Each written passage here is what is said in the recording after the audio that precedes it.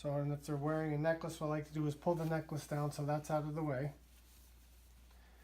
And when you're using the correct shaving products and a really good razor, to me, this doesn't matter. I don't need to shave that down.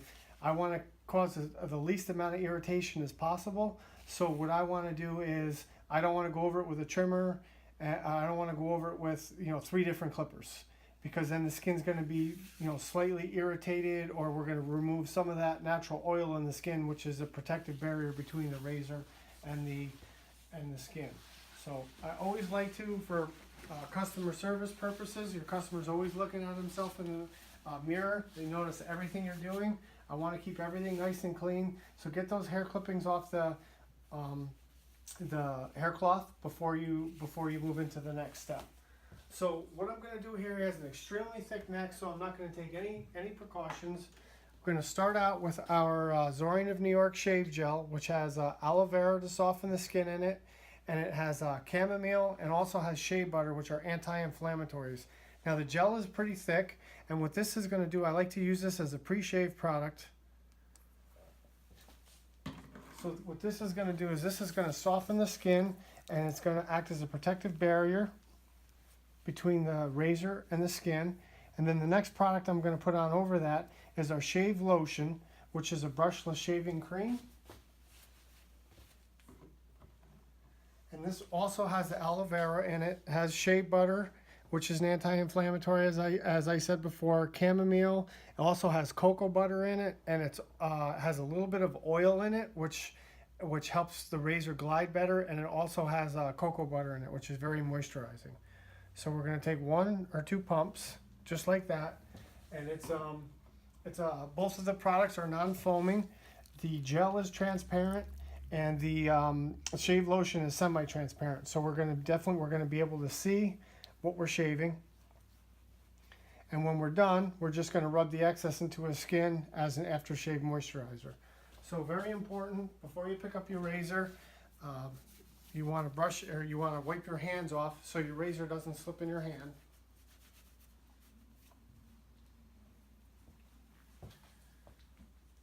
Now the reason why I like the combination of the 2 products is because with a shave gel, as good as shave gels work, eventually the shave gel itself will work its way into the skin and dry out, as you can see. But you can see the skin glistening. That's a little bit of the oil from the shave lotion, and that keeps the shave gel from drying out quickly. So we have a lot of protection on the skin. The skin is soft, the beard is soft, and I'm going to use my freehand stroke, and we're just going to take nice, quick, short shaving strokes and really stretch out that skin. I have the blade just about flat on his skin. So the better I stretch the skin, I don't have to use any pressure. And now, because I said before, it connects all the way around. If I try to keep using my freehand stroke, we're going to be into the beard. So we want to turn that blade around and use your backhand stroke. Keep stretching that skin. Now here, where I notice it's growing up in the air, if I go straight down, we're in danger of causing razor bumps. So what I want to do is I want to turn around to my reverse backhand stroke. So it's still a backhand, I'm just turning it upside down, makes it your reverse backhand stroke, and I want to shave up. So now there's no resistance against the blade.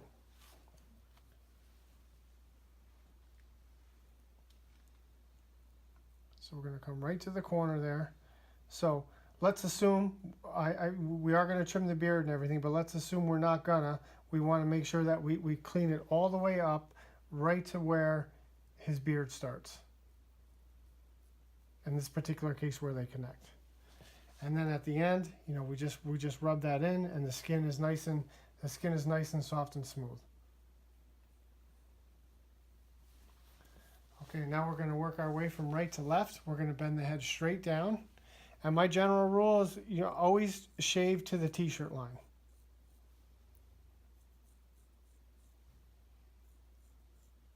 That way we're safe. When he puts the shirt and tie on and he goes to work, he doesn't have any of this hair hanging out over his collar. Now, if you notice, when I stretch the skin, this is as far away as my blade gets from my finger stretching the skin. No more than a couple inches. Because once you lose tension on the skin, then you wind up pressing harder with the razor, and you're not going to get as close of a shave. And you can see when the light hits the skin right where we have shaved, you can still see it glistening a little bit. That's all the moisture from the 2 shaving products that we used, and then we're going to rub that right in. So that's how powerful these 2 shaving products are, especially when used together. They work great separately, but they work even better together.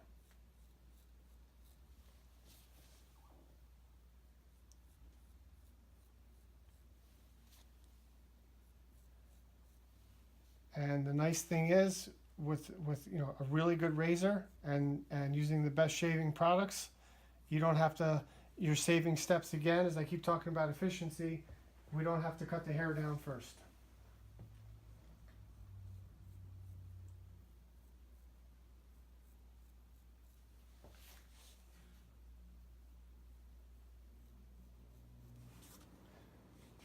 Okay, and we're working our way around.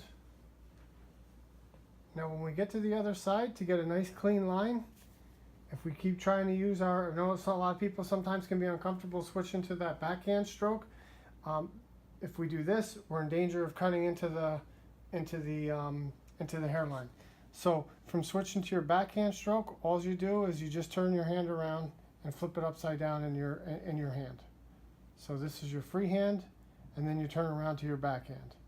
And the proper way to hold the razor is like this, but if you tend to have a heavy hand, as I said, I take every precaution to balance it out and lighten the pressure. I have the 2 fingers on the other side. That's the only reason. So I don't have a lot of pressure.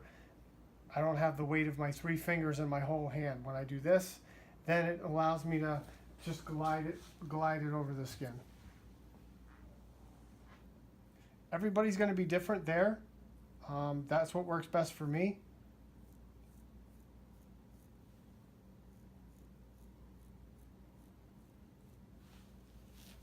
Okay, now here we can see it's going straight down and to the right. So I'm going to shave that in a semicircle and just follow the growth pattern of the beard.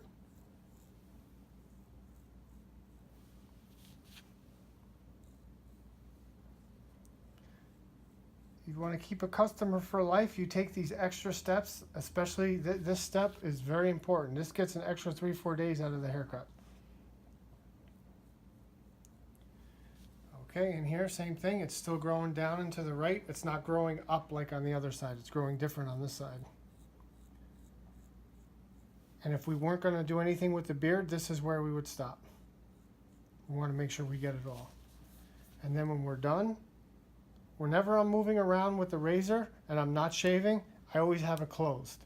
That way I'm not gonna cut myself, or even worse, cut your client. So now that we're done, we want to just kind of rub that into the excess. We're going to rub it right into the skin as an aftershave balm. Or if somebody has sensitive skin, what I'll do in this case is I'll just take one more pump of the shave gel, just a little bit. We don't need a lot.